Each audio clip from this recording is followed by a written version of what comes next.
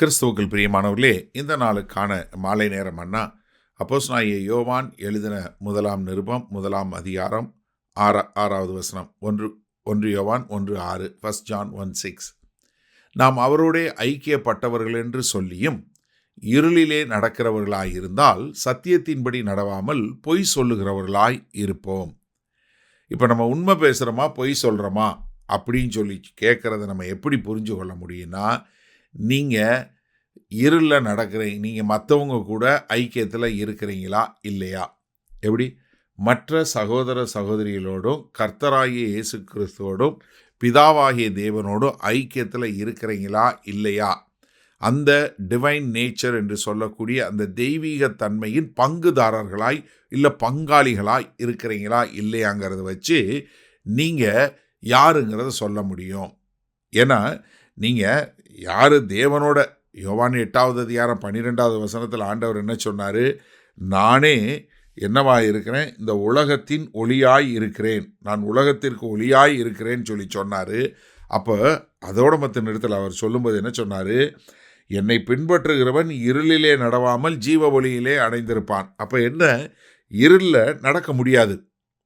இதை பவுல் எடுத்து சொல்லும்போது 2 கொரிந்தியர் 6வது அதிகாரத்தில் எப்படி நமக்கும் மற்றவர்களுக்கும் இணைக்கக்கூடாது, எப்படி ஒரு கிறிஸ்தவன் அல்லாதவனோடு திருமணத்தில் போகக்கூடாதுன்னு சொல்லி சொல்லும்போது அவர் ஒவ்வொரு காரியமாக சொல்லும்போது 14வது வசனம் சொல்லும்போது என்ன சொல்கிறாரு? அந்நிய நுகத்திலே அவிசுவாசிகளுடன் பிணைக்கப்படாது இருப்பீர்களாக அப்படின்னு சொல்லிட்டு அடுத்து வரிசையாக்கி சொல்கிறாரு பாருங்க. நீதிக்கும் அநீதிக்கும் சம்பந்தம் ஏது? அடுத்து என்ன கேட்குறாரு? ஒளிக்கும் இருளுக்கும் ஐக்கியம் ஏது? 3வது என்ன கேட்குறாரு? கிறிஸ்துவுக்கும் பேலியாளுக்கும் இசைவேது? அவ்விசுவாசிக்கும் விசுவாசிக்கும் பங்கேது? அடுத்து 5வது என்ன கேட்குறாரு? தேவனுடைய ஆலயத்துக்கும் விக்கிரகங்களுக்கும் சம்பந்தம் ஏது? அப்போ என்ன, அதாவது ஒளியும் இருளும் என்ன, ஜஸ்ட் ஆப்போசிட், ஒன்றுக்கு ஒன்று எதிர்மறையானது. இதில் இருக்கிறவங்க அதில் இருக்க முடியாது. அதனால தான் யோவான் இந்த 2வது அதிகாரத்தில் 9வது வசனம் சொல்லும்போது, ஒளியிலே இருக்கிறேன் என்று சொல்லியும் தன் சகோதரனை பகைக்கிறவன் இதுவரைக்கும் இருளில் தான் இருக்கிறான். எப்படி? நான் ஒளியில் இருக்கிறேன்னு சொல்லிட்டு உன் சகோதரனை பகைக்க முடியாது. அடுத்து சொல்லும்போது, தன் சகோதரத்தில் அன்பு கூறுகிறவன் ஒளியிலே நிலை கொண்டிருக்கிறான், அவனிடத்தில் இடரல் இல்லை. தன் சகோதரனை பகைக்கிறவன் இருளிலே இருந்து இருளிலே நடக்கிறான், இருளானது அவன் கண்களை குருடாக்கினபடியால் தான் போகும் இடம் இன்னதென்று அறியாது இருக்கிறான். அப்போ என்ன, நீங்கள் தேவனுடைய பிள்ளையாக இருக்கிறீங்க, நான் வெளிச்சத்தில் இருக்கிறேன் அப்படின்னு சொல்லி சொன்னால் நீங்கள் எப்படிப்பட்டவங்களாக இருக்கணும்?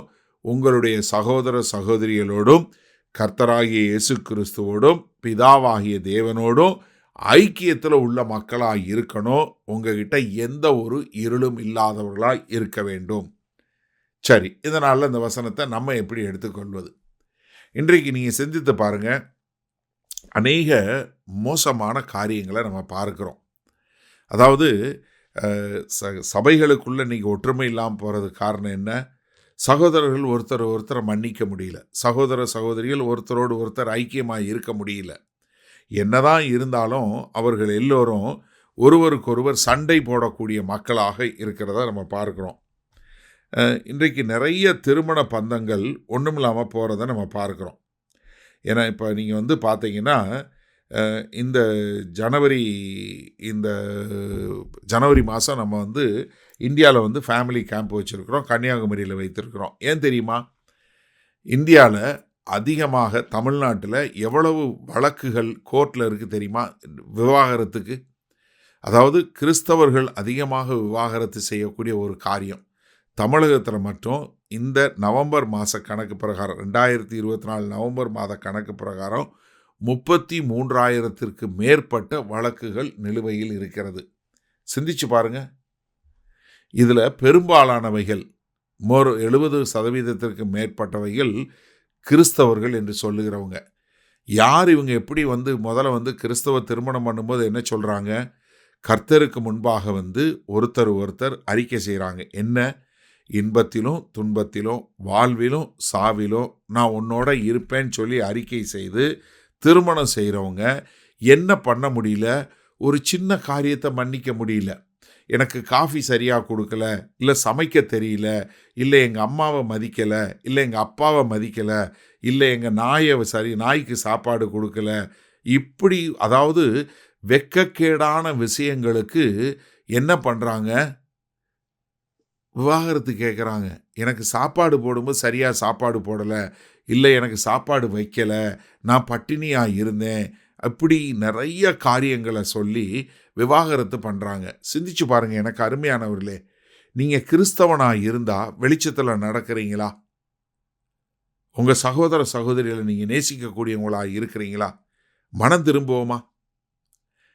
வல்ல பிதாவே, நீங்கள் வெளிச்சத்தில் ஒளியாய் இருக்கக்கூடிய தேவன், உம்மை பின்பற்றுகிறவர்கள் இருளில் நடக்கக்கூடாது.